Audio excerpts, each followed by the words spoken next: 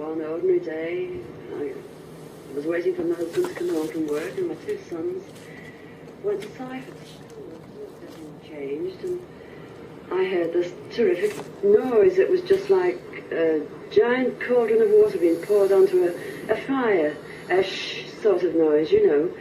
And my first reaction was, oh, the children. I thought maybe a plane was crashing or something like that. And I slipped my jumper on and went outside to find my two sons lying flat on the ground in a garden in front of the house, shouting, "Mummy, Mummy, there's a flying saucer." Well, naturally, I just said, "Come on, don't be stupid. Come in the house."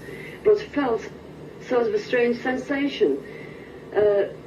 Wended my way up the side of the house to where we had a pump, where we used to get all our water from, and automatically looked up to see this, all I can describe, this huge Mexican hat.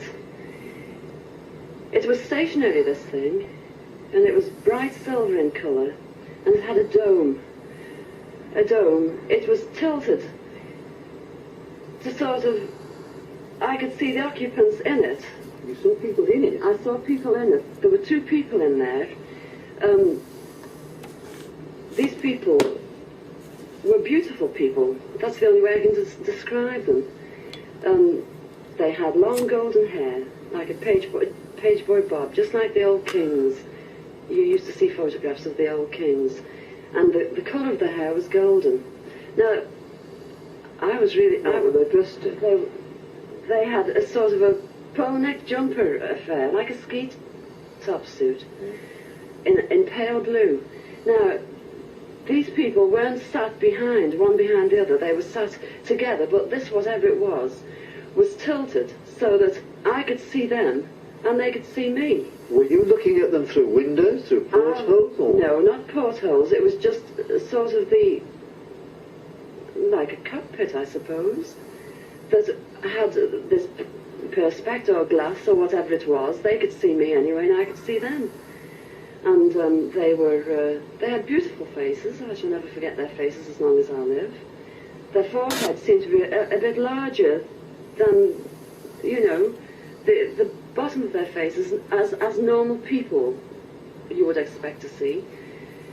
But maybe this was just whatever they had round their heads, which was like a transparent fishbowl. And they just looked.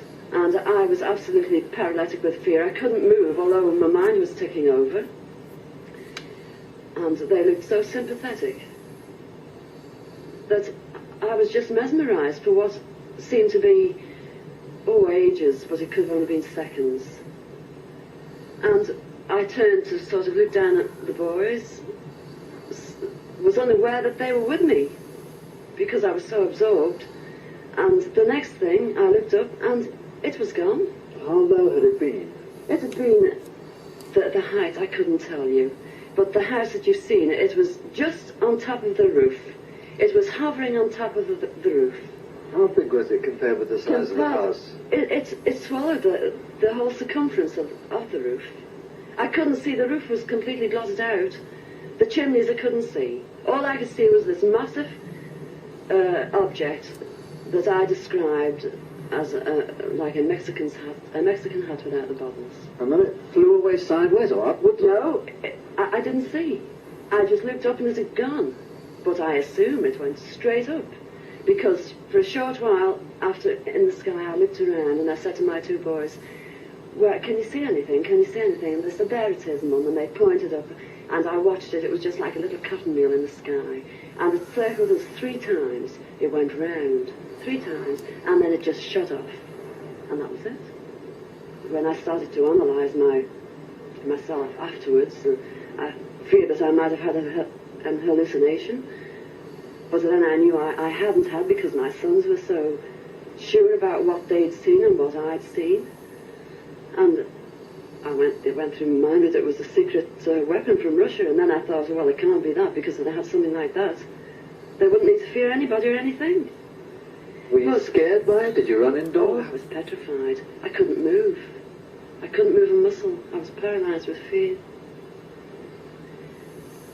But now I wouldn't be. Because now, when I look back, you know, I think, what an amazing thing to have happened, and for me to have seen it. And when your husband came home, where were you? Well, when my husband came home from the office, I was locked in the house with my children, under a big kitchen table that we were using. Under the table? Under the table, yes. It's funny now when I look back, you know, it sounds absolutely ridiculous, but this is the truth. This happened. And that's it. We were ridiculed. It was very embarrassing at the time, and people, they possibly thought, oh, she's a nutter. But, you know, who cares? This is something that's happened to me, and I'm a practically minded person, and that's it.